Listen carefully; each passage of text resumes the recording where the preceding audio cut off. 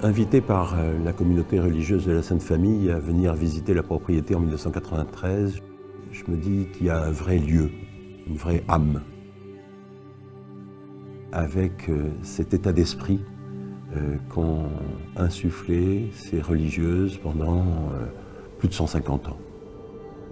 Et j'ai toujours cherché à garder l'identité de ce lieu.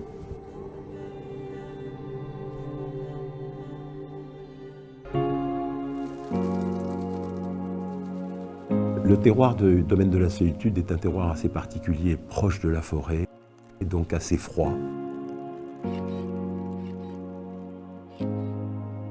Nous avons la chance de produire 3 vins différents, du rouge, bien sûr, du vin blanc sec, mais également un peu de rosé. Il y a une fraîcheur, notamment dans les blancs, mais également dans les rouges, qui est vraiment très intéressante, particulièrement dans les années chaudes. Donnez-moi un grand fruit et je vous donnerai un grand vin.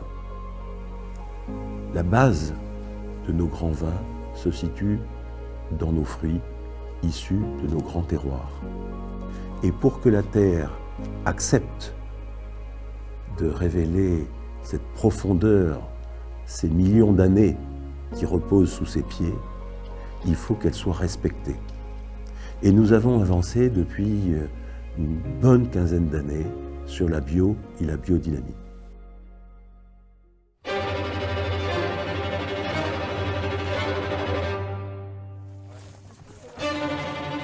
Et pour arriver à tout ça, il faut une équipe formidable. Il faut des hommes engagés, il faut des hommes, des femmes, qui dans leur vie de tous les jours aient envie de partager ces mêmes valeurs.